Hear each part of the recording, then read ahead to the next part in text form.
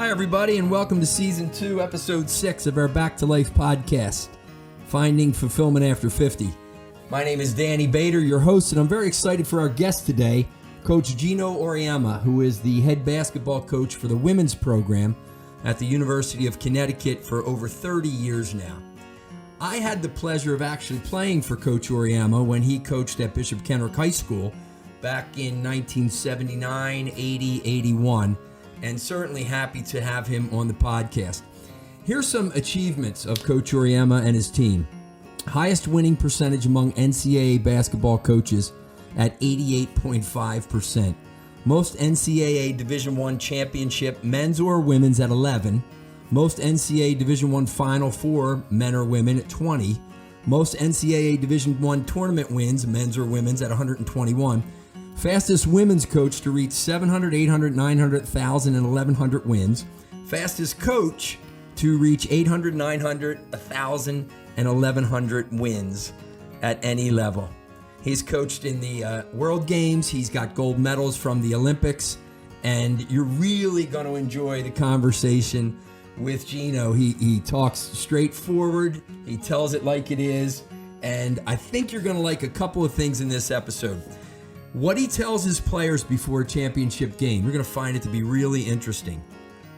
How also does he help people learn to expect success? Why it's more important to focus on the process, my friends, the process, than it is to focus on the outcome. He's got some great insight around that. And then I asked him at 67 years of age, I said, why are you still coaching? And we have a great conversation around purpose. And his quote is this. He said, "It's about doing it in a way that it can't be done any better. That is the goal every day." And he said, "I'm still coaching because I want to continue to be as good as I possibly can as a coach." So we've got some great conversations about basketball. More importantly, my friends, we've got some great conversations about life and creating fulfillment. So you're going to want to listen in and enjoy Coach Geno Auriemma. Hi, everybody, and welcome back to another episode, Season 2, Episode 6 of our Back to Life podcast. And I'm always excited for the guests that I have on, and certainly very excited, as you heard in the intro, for today's guest, Coach Geno Auriemma. I first met Coach back in 1979 when he was coaching at our high school, Bishop Kenrick. And then he went off, and you'll hear where he went to, and certainly landed up at University of Connecticut and has had a phenomenal career. So, Coach, thanks a lot for joining us. I appreciate it. No, I'm excited to hear about it. And 1979 seems like another lifetime ago.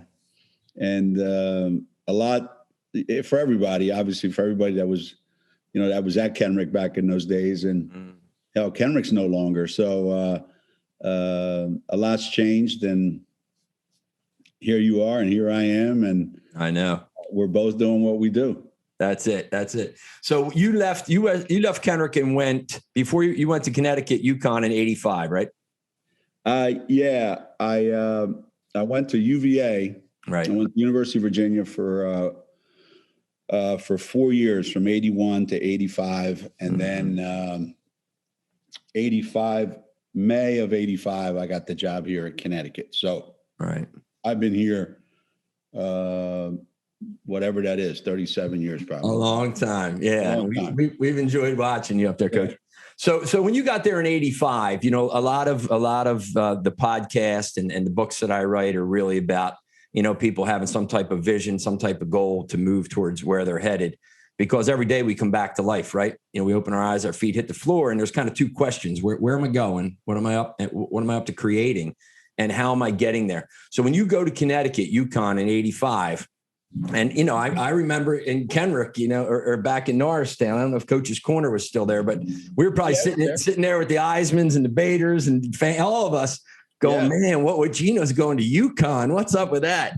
Yeah. And you went, they had one winning season. So what was your mindset then when you landed there in 85? Well, I think like a lot of people, when they're starting out, getting an opportunity to do their own thing, we all start out working for somebody. We all start out being either an apprentice to somebody, an assistant to somebody, or in training with somebody. There's always some scenario where you're trying to learn whatever that craft is that you're trying to do. And then if you're fortunate, you get an opportunity to do your own thing, to go off and see whether or not you can actually be really good at the thing that you've been, training to be good at, or being an assistant. Mm-hmm. So my only, it wasn't that complicated for me. My only goal when I got here was, when I got the job, was I just want to be good at what I'm doing. And I want to make this better than it was when I got here. So when I got here, it's just like a real downtrodden kind of place. Mm-hmm. And I want to try to make it really, really good. Mm-hmm. And then if something happens where people really think I did a great job, or you have some kind of success, then you can, like everybody else, then you can move on to bigger and better things, that kind of thing. Right. So that was it. My goal was very, very simple, very direct. Right. And then what was it like when you won the first championship? Well, of 11. First I never expected that I would be here long enough to win a championship here. Like I always, like most people, you never think you're going to fail. You never think you're not going to be great at something that you're going to do. So I thought we'd be really good here. Mm-hmm. But at the same time, I never thought this was the place where you could actually win a championship. So I see. When we put ourselves in a position to do that, I was pleasantly surprised, one, that I was here that long, because we won a national championship in my 10th year here. So in 10 short years, we went from, being the worst team in the league to the best team in the country. Right. So I was just surprised that it was still here, that I was still here, that it could be done here. Yeah. And that's what we all aspire to do, to be the best, for somebody to say, hey, you're the best in the business. And that was one of those, gratifying, fulfilling moments where you go, okay, when you start out in coaching, or whatever, or playing, you don't sit there and say, oh, for sure, I'm definitely going to win a national championship. Now, if you're a golfer, or you're a swimmer, or you run track, you play tennis, where it's just all on you, But when you're in the world of, leading and managing people, it's not up to you. It's, you getting other people to do all the work. Right. Yeah, exactly. It's interesting. And I remember certainly from, you coaching us and playing and all, and you've always had a certain, and I say this in a positive way, Coach, a certain swagger and a certain confidence. Mm-hmm. And what if people don't have that? You just said, most people set out, they don't expect to fail. They expect to be really good. And I see a lot of people that have great ideas or that are good, and they don't have that belief in themselves. What would you say to folks now, especially coming out of this past year? How would you kind of work to shift how they're thinking? Well, that's probably a God-given thing. You're fortunate if you have it. Mm-hmm. That doesn't mean if you don't have it, you can't acquire it through success. Mm-hmm. So it's like, which happens first? Like, you have this thing about you and then you succeed. Right. Or you're not quite sure, where am I, how do I do this? And then, you have some success. I've read enough stories. I've read enough books, you get some people, let's say Steve Jobs, that these people, they're very introverted. They're very inward looking, and and then all of a sudden they become something, and they come out, and now they're like the greatest salespeople, the greatest motivators, the greatest visionaries, and they're able to articulate that in front of everybody, walk in front of thousands of people. And whereas before it was them in their cubicle, in their office, or in their, own little space.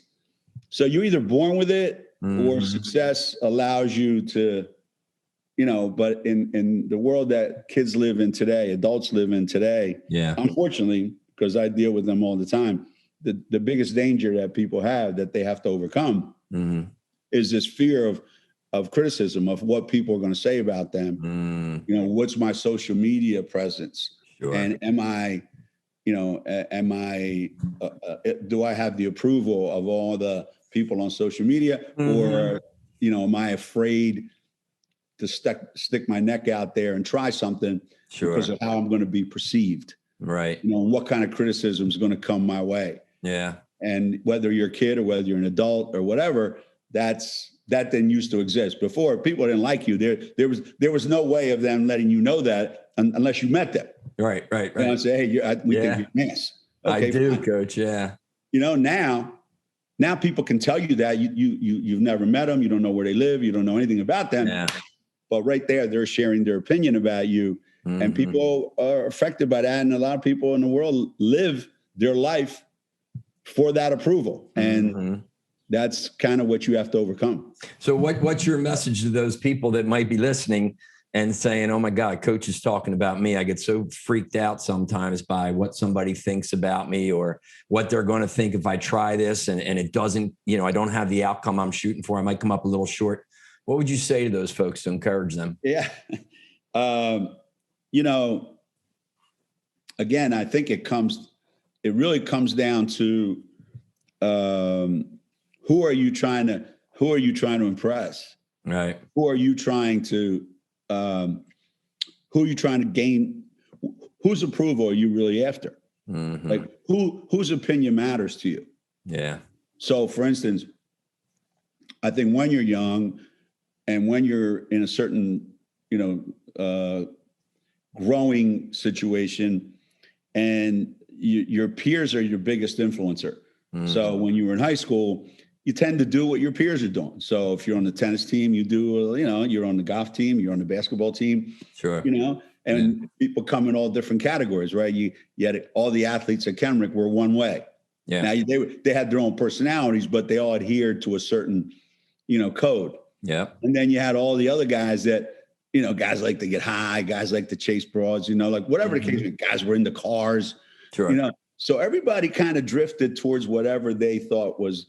So when you're young, you're looking for the approval of your gang, your group, the people that you hang with. And then as you get older, you have to kind of say, well, who's important to me now? Right. So whose approval do you really need? You need your families, I think, so if your family approves of you and what you're doing, your friends, whoever your close circle of friends are, but in the end, I would say to those people, are you proud of yourself?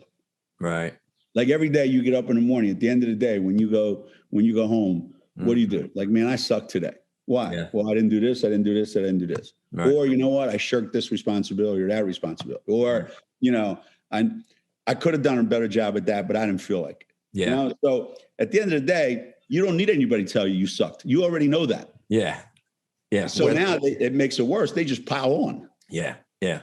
And what's key is realizing that you sucked, right? Having that mirror to hold up and say, yeah, I did. Yeah. And that's not okay today, to face it rather than to sugarcoat it and bullshit yourself. Right. Well, yeah. And to me, the way I explain it to my players who are in that age group where they're easily affected by people's opinion of them and peer pressure. And they're judged every day because they're athletes and they're on public display a lot. Right. So their work is judged every day. And I tell people all the time, I said, imagine if we all came to where you work. Right. So you come, you pay $25, you come watch us play. And now you get to judge me as a coach, us as players. All right. Imagine if we came to where you work and we surrounded your desk, all my team, and we stood there and watched you work for 2 hours and go, yo, dude, you suck at that. Yo, that's shitty. Yo. Yeah, and we commented on everything you did. How long would you survive in that world? Oh, yeah. So that's what these kids, and that's what, when you put yourself in in the public eye, Sure. That's what you're doing. So the way I explain it to my players is, what happens if you do fail? Like, tell me the downside. Right. And I get them to say to me, okay, what's the downside? Like, let's say we play in the national championship game tomorrow and we lose. Right. Tell me the downside of that. What happens? Do you get up in the morning, your parents have deserted you? No. Right. Your friends have deserted you? No. You lost your scholarship? No. Like, what? Right. Like, tell me the downside of you losing. Yeah. You know, for a couple of days, it feels like shit. 2 weeks later, you still might feel like shit. You know, you might have these, you know, like I gave it away, or I didn't do my, and after that, it's gone, man. Yeah. So what's really the downside? Yeah. The upside, if you think positively about it, if I win though, now my life changes, and like, you know, like I get to experience things, and I get to, you know, go and do things that I never had the opportunity to do simply because I won a championship. Right. So if you eliminate this fear of, well, what if I lose? Mm-hmm. What if I don't get what I want? Right. Well, once you realize there is no downside to it, right, then you just concentrate on winning. Life goes on, right? That's right. Yeah. That's right. Yeah. So it seems though you're more, even with all the tremendous awards that you and your team and your staff have gotten, would you say you're more focused on the outcome or the process that leads to the outcome? Well, I believe when you're younger, I believe when you're first starting out, I truly believe you're more outcome focused. Right. You just think, I got to win, man. I got to win. Yeah. I got to win. We got to win. I got to do it. So if you're not careful, and this is one thing we didn't do, you start taking shortcuts. Right. Like, I got to win, man. So, you know, I know this is probably not the right way to do it, but if I don't start winning soon, man, I'm you know, and now all of a sudden, you're like winning. Yeah. Or making money. I got to make money. I got to make more money. I got to buy a bigger house. I got to get a nicer car. You know, I got to get a bigger boat. I got to do wow. And you get into that. And then as you get older, I think you realize, like, you really have no control over that. Mm-hmm. Like, you really have no control over the outcome. Right. The only thing you can control is the process. Yeah. So why try to focus on something that's completely out of your control? Mm-hmm. Because you could do everything right. The whole process, you can do everything right and not get what you want at the end. Yeah. So what are you going to say? Wow, man, I'm a failure. Right. No, it's like a good teacher will reward you a little bit. Right. If you get the problem right, but get the answer wrong. Right. So, you know, if you do everything right along the way, but then like come up short at the end, that's not failure. Yeah. Shit. That just means you're this much closer to being successful. That's what I think. Yeah. That's what I think. Yeah, absolutely. Yeah, I had Dr. Andrea Whelan on. Our daughter's Lizzie runs at Penn, and Dr. Whelan is a sports psychiatrist down there, and she was a field hockey player at Iowa, University of Iowa. Oh, okay. And got cut from the Olympic team 8 times. And then made it her 9th. And she was talking just like you, Coach. She said, yeah, it was a little disappointing. And I said, all right, just work harder, go back to the process, tweak it, make it stronger, and then just keep going. That's and right. There she got to the 9th one. That is cool. And sometimes you don't fail. It's just that it wasn't the right time. Yeah. You know, the timing wasn't right. You know, it's not that you failed. It was just you were still better than 99% of the people in the world. You just didn't get that last thing that you wanted. So then what do? You know, you go, well, look, I'm like 99% of the way there. Now I just got to go back and fine tune it. Yeah. Well, you can throw it all away and say, okay, I tried, I sucked, I'm done. Yeah. And that's a choice you have. That is a choice, right? That's a choice you have. That is a choice. What was your toughest loss, Coach, do you think? Might have a couple, but what was one or two? Yeah, I think the toughest ones are the ones where you look back and you know that while you were doing something, while you were making a decision, or while you were doing something, your inner voice was telling you, yo, dude, this shit ain't gonna work. Like, why are you doing this? Yeah. But you did it anyway. Yeah. So most people's, I would say this, most people's instincts, gut instincts, most people are pretty good. Yeah. So if there's an inner voice telling you, yo, dude, this ain't right. Yeah. Like, don't go down this road, man.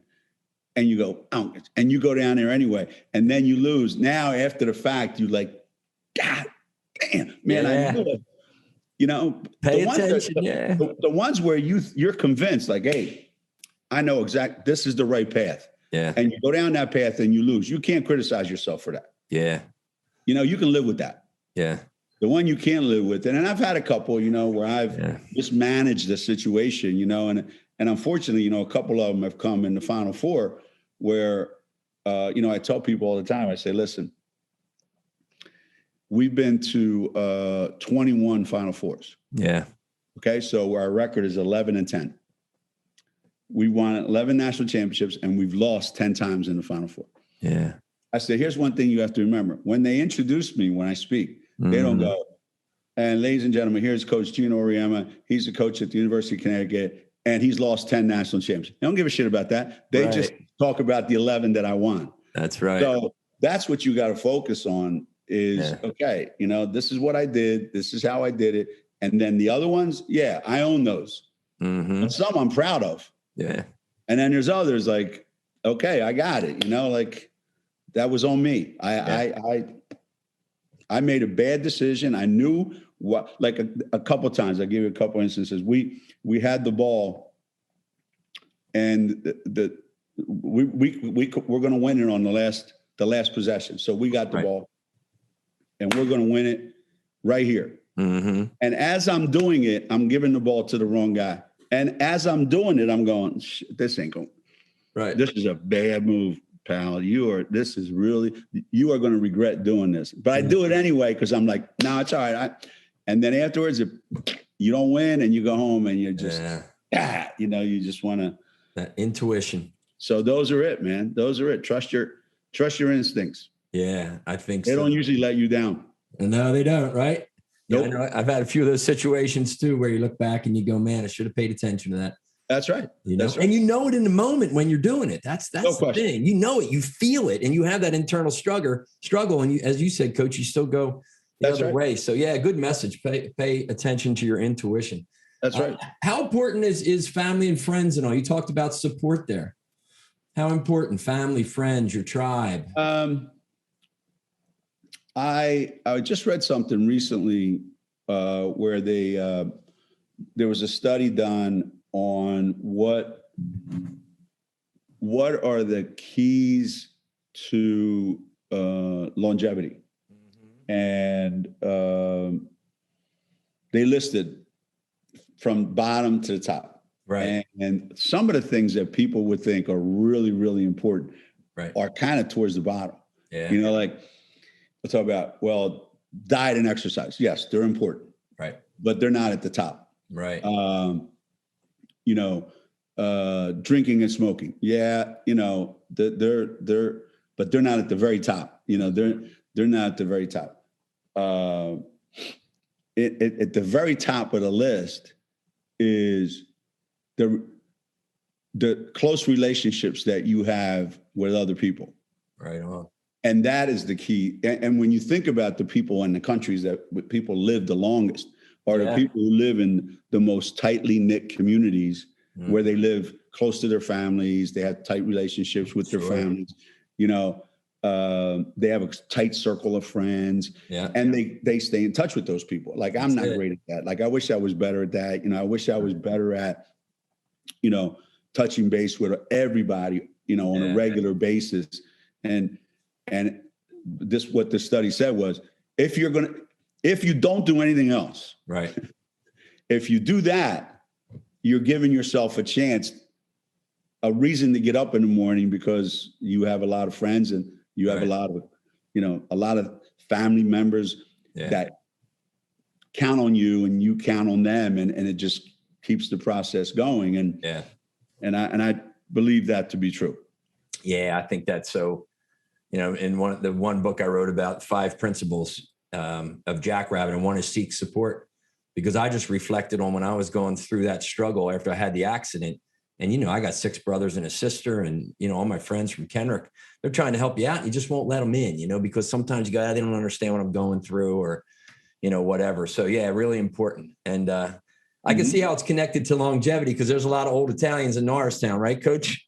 Well, yeah. I mean, you know, that they don't stress too many things, you know, when you think about it. They're not, you know, it's this, this having a purpose, and their purpose most times is their family. That is it. And some people's purpose is work, and some people's purpose is, you know, more giving, and some people's life is more about just taking. And I think those people that focus on giving, and those people that have a lot of people in their lives that they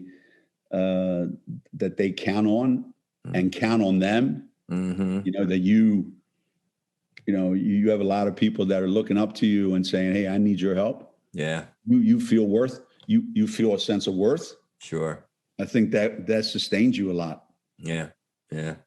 What was the greatest? You're 67 now, right? Yeah. So you got 10 years on me. I guess when you were coaching me, you were 27. I was 17. That's right. All of us. Yeah. So what would you say was one of the greatest lessons that you had before you turned 50? Anything you learned before 50, and then anything you learned after 50? Well, the one thing that I've learned recently is that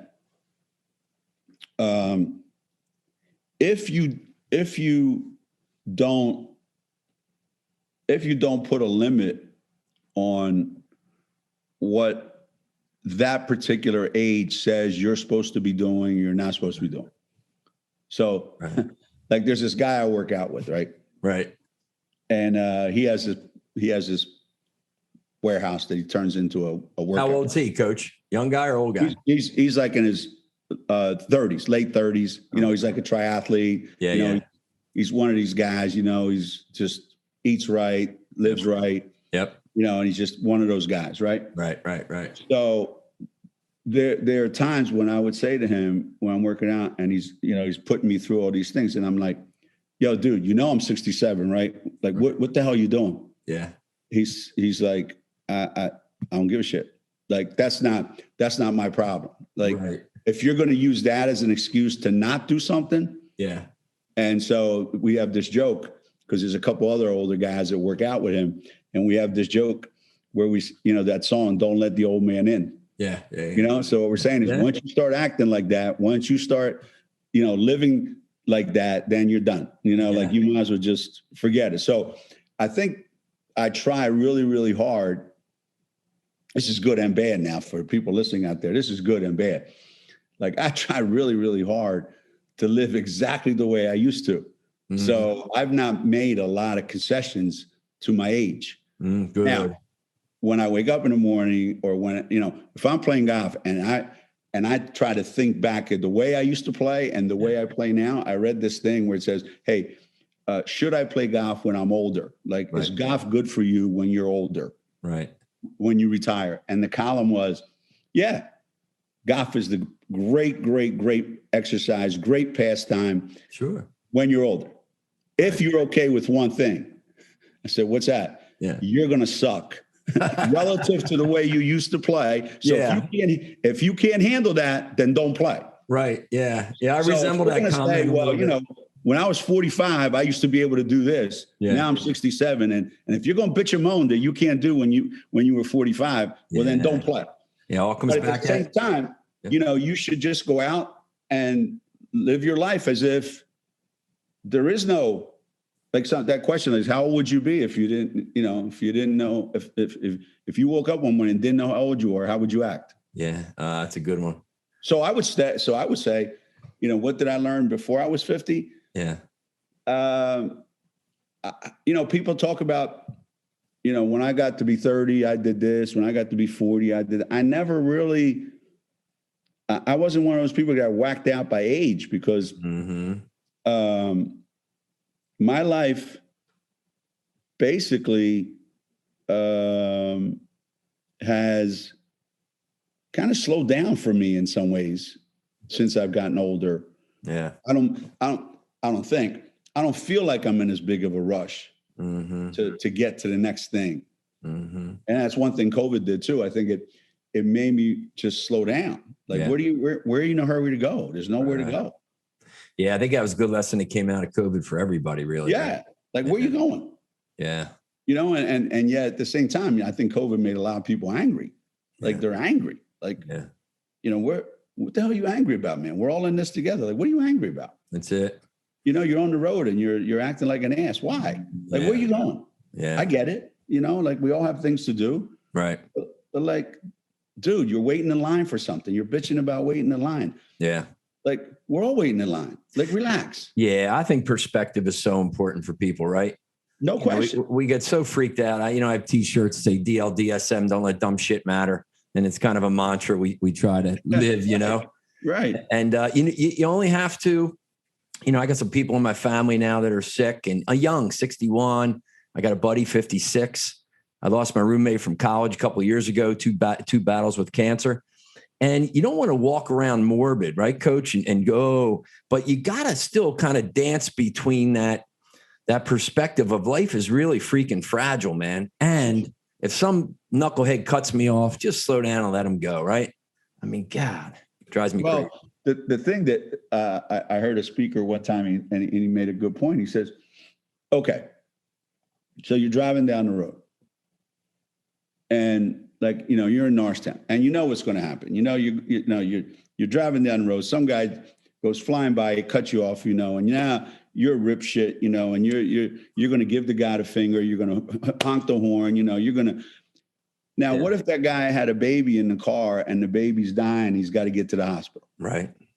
Like at the moment, you're not thinking that. You're just thinking this guy's an asshole. Yep. You're always default to the negative, right? Judgment. So it's that's right. Always to the negative, always to the negative, always to the negative. And I remember when my kids were younger, and we were going to church, and we had already won, maybe one or two championships.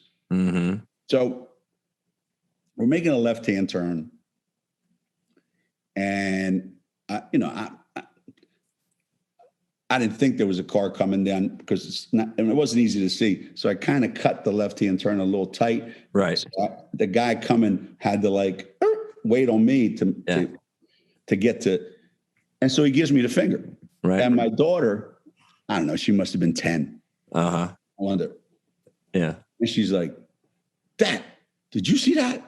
And I said, yeah. And she goes, doesn't that guy know who you are? And I'm like, I don't think that guy gives a shit who I am, Melissa. That guy immediately, all he thought was, bam. And he reacted the way, people react. Yeah. And I think so. Since I've gotten older, the one thing I've learned is, dude, I used to do dumb shit on the road. We all did. Yeah. And I'll tell you what scared the hell out of me one day. Yeah. I'm driving and this guy, I think it's a guy, this guy comes up behind me and they are on my butt and I'm already going like 85 and they're like, bam, they're pushing me like right on my, right on my back fender. Right. So I hit the brake a little bit. I said, I'm going to scare this guy a little bit. Boom. I hit the brake a little bit. They stop a little bit. Right. And now they spin around, they get in front of me and it's these four people. And now the whole time they're going to mess with me like in a bad way. And I'm thinking, what the hell are you doing? Yeah. Yeah. Like, this is how you want to die at your age? Yeah. It's crazy. Yeah. You're going to get hit with some crazy person. Yeah. And the world that we live in now, I remember in 8th grade, in Norristown, I'm with a couple friends and we're walking home from someplace, and we were all at St. Francis at the time. And, so I'm walking home I'll never forget this as long as I live. Marshall Street, Buttonwood Street. Yeah. We're walking home, and we happened to be, I want to say we were on George Street. Okay. And this girl, Tommy Hetrick lived there, a guy that played football. He passed away a while back. And there was this girl that we went to school with too. Her name was, never forget, Mary Jo McCoy. Oh yeah. That was her name. Right. Yeah. So we're walking down the street, three of us, and these three dudes pull up in a car. Now they got to be 16? We're 13, 14. Right. 13 maybe. They pull up, hit the brakes, throw it in the park, jump out. And now they're going to kick the shit out of us. That's all there is to it. So they come over, and it's like, we know it, and we're trying to walk faster, and we know it. We know this is coming. We know we're going to get an ass beating, right? So we're going, and now we're hoping that we get to Tommy or Mary Jo's house so we can sneak in there and pretend we live there. Right. And bam, like whack, we got whacked around a little bit. Yep. And I'll never forget, going to school the next day and thinking to myself, yeah, there's bad stuff that happens. Yeah. And didn't kill you, nothing, Right. Today, what I worry about today, that ends up in a gunfight and people are dead. Yeah. So that's what's changed in the world. Back then, things would happen to you, but, unless it was like in your situation, which was, obviously traumatic, it's generally, you can live through it. Yeah. So don't stress it. Today, you want to cut somebody off, that guy's liable to pull up next to you, pull out a gun and shoot you. Yeah. So times have changed, Yeah, you got to be a lot more thoughtful. Yeah, it's made me just go, yo, dude, this ain't worth it. Just relax. That's right. No matter what the situation is, somebody in line, scuffle breaks out, you're at the airport, and it's that. Just take a deep breath, man. Relax. That's what I've learned. Just take a deep breath and relax. Do you do anything, Coach, to help you with that? You do any meditation or breathing exercises or prayer or anything like that? No, I drink a lot of wine. I drink a lot of red wine. I know. I got to taste it. I like red wine. I got to get some of that red wine you make, man. No, but we just you got some sauces too. You got some gravy, right? Yeah, we do. We just had a session with our team. We brought somebody up. Just slowing down your heart rate, the way you breathe, how how your mind works, slowing your mind down, being more mindful of your environment, what's going on around you. And so I matter of fact, before I got on here, I was sitting, downstairs in my locker room, and I just kind of put my head back, and I took like 10 minutes, and I was like, man, I need a reset, right? Yeah. So I try to do that, but hey, look, I'm lucky. I have a job where I can do that. Some people, during the day, they my brother still works construction in Norristown, and he's not sitting there going, yo, I think I'm going to take a nap for half an hour. Yeah, I'm going to go do some breathing exercise. Yeah, that ain't happening, right? No. Right? You're working in a factory, and you're working at Allenwood Steel or something. Yeah. And you go, yo, I think I need a half an hour. Yeah, I don't think that's going to fly. I don't think that's going to fly. What's your purpose now, Coach? You talked about purpose. I mean, has your purpose changed? What is it? What keeps you fired up and rolling at 67? Well, part of it is I still want to be good at what I do. I still want to be relevant. I'm fortunate in my job that I work with every year another group of 17 and 18-year-olds come in. So I have to stay in that space, in that world. Like I can't just, when I was coaching you, I was 27, you were 17. So there's a 10-year gap. Yeah. 10-year gap. Yeah. Now I'm 67, they're 17. There's a 50-year gap. There's a lot more years there, Coach. Right. Right. There's a 50-year, there's a half a century gap between me and my freshman.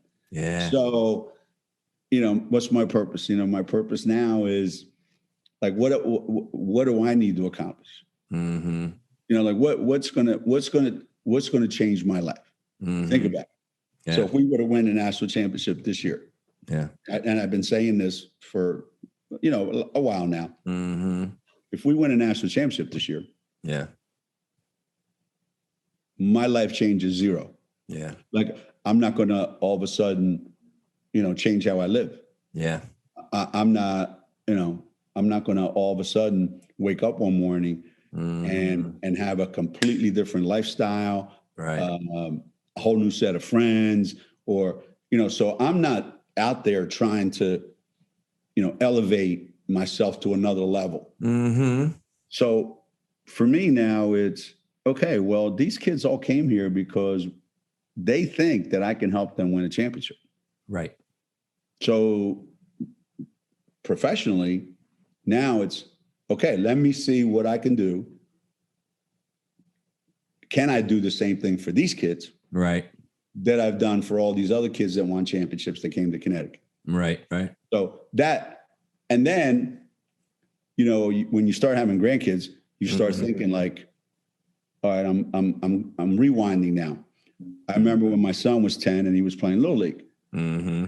Now I got a 10-year-old grandson who's playing Little League. Yeah. And you go, okay, what did I do that I should do? What did I do with my son that I should also do with this little guy? Yeah. What didn't I do that I should do? What didn't I do that I want to make sure I don't do with this little guy? Yeah. So, right. You get when you have grandkids, you get a chance to do it over again and do it right and do it better. Yeah. I think. Yeah. The first time you have no experience in it. Yeah.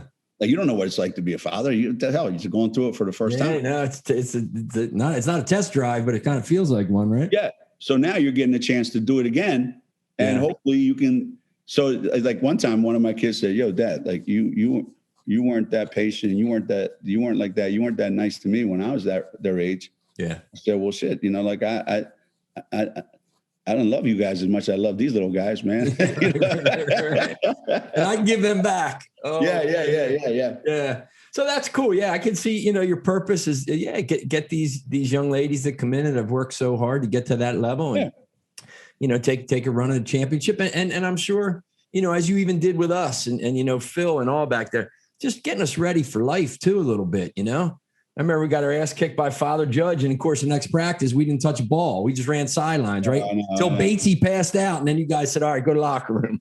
Yeah, I know. But what's funny, though? And I remember talking to a couple of guys from Judge years later. Yeah. And matter of fact, I remember talking to one of their coaches. Yep. And when you guys were playing JV, when you guys were playing on a junior varsity team, I remember creating, and you guys didn't even know this, I remember creating a league championship mentality for you guys, like that there was actually going to be like a team that won the championship, the junior varsity championship of the Catholic League. Oh, yeah, that would have been cool. And I would tell you guys like, yo, we got a 2-game lead up. Yo, we got this. And you guys would be like, yeah, like, and it made playing, made coaching for me, but I think it made playing for you guys. Like, we're playing for something instead of like, well, we're not on the varsity, I want to get there. Yeah. But, and I remember saying to one of the guys at Judge, and I said, we beat you guys one game and we won, we won the championship because, dude, because it was junior varsity. I said, they were keeping score, man. We got a trophy for that shit. Didn't matter, man. He just cracked up. Didn't matter. Yeah, we were loaded up. That was good times. Good times. It was a lot of fun. And you know what I learned? Yeah. What I learned the most at Kenrick, I think. What I learned the most at Kenrick, playing basketball at Kenrick, was what a great teammate looks like, what a bad teammate looks like, how to be a great teammate, how to be a lousy teammate. Yeah. My senior year, the only teams we beat were the best teams in the league. Yeah. Because everybody got fired up to play those guys, like boom, boom, boom. Yeah. And we would play our asses off. And then we play somebody that sucked and we would go, all right, they ain't any good. So we would lose to them. Sure. So I learned, who are guys that you want to, you want to go to battle with, and who are guys that like, you know, Yeah. I had to be on the same team with those guys, but that wouldn't be my choice. Right. Right. You know, right. so now when I go recruit kids, Yeah. I'm looking and going, all right, does that kid look like somebody I would want to be a teammate with? Do I think those kids are good teammates? Yeah. And if the answer is no, I don't care how talented they are, I don't take them. Yeah. Yeah. I've certainly heard stories about that over the years from me. Yeah. It's a fit, right? There's an energy in who we are and how we show up. And it certainly contributes to success. Yeah. You know, I mean, in business and sports. Yeah. If you're starting, you know, if you're starting, I don't care if you're starting a coffee shop. Yeah. Okay. And you say, okay, I got to hire 5 people. Yeah. Well, those 5 people that you hire are going to determine whether you're going to be successful or not. Yep. So you better find out right away, like, what kind of people are they? That's right. Not like how do they know how to make coffee? No. You can teach anybody how to make coffee. Right. Right. You got to find out, like, is this guy going to be here at 6 o'clock in the morning to make that coffee, or are they going to show up at 8:15? That's it. Yep. Yeah. With some story, so, right? Why they're late. Yeah. Yeah. I mean, you the first thing you look for is really, really, really great people that you want to hang around with, and people that enhance you, that make you better, that you feel like, you know, they help you. Yeah. You know, sometimes, you know, people, and everybody's heard these stories all the time about, you got to beware of the guy that walks into a bar. We're sitting in a bar, let's say. We're sitting at Coach's Corner, or we're sitting at the glass rack, or we're anywhere, you name it. And there's always somebody that walks in, and they got to be the smartest guy in the room all the time. They got to tell you, you know, Tommy Grady. Let's use Tommy Grady as a perfect example. That son of a bitch, he'll get after you and get after you and get after you, and he'll say stuff, and he don't even believe half the stuff he says, but just you know, to get you. But he just wants to argue, and he wants to tell you how smart he is. Yeah. But he's doing it in a way that he wants to start an argument because that's fun. Yeah. But there's other people that you can't tell them anything. They're the smartest guys, and they'll hire people that aren't as smart as them because they got to prove all the time that they're the smartest guy in the room. Yeah. Tommy Grady would always do was smile and oh, what a great dude. Oh man. Well, Coach, we could probably talk for another 2 or 3 hours here, I guess, as these names start coming up. I know. But listen, I have certainly appreciated this conversation and your insight as we kind of wrap up. And, you know, I trust maybe our paths will cross at some time. What's your message to people as we come out of this crazy year and a half of anger and fear and frustration and loss? What's your message to people now as we move on and kind of come back to life? Well, it's really refreshing now to walk around and see people's faces, see people out and enjoying themselves, see people being a lot less stressful, more engaging. Yeah.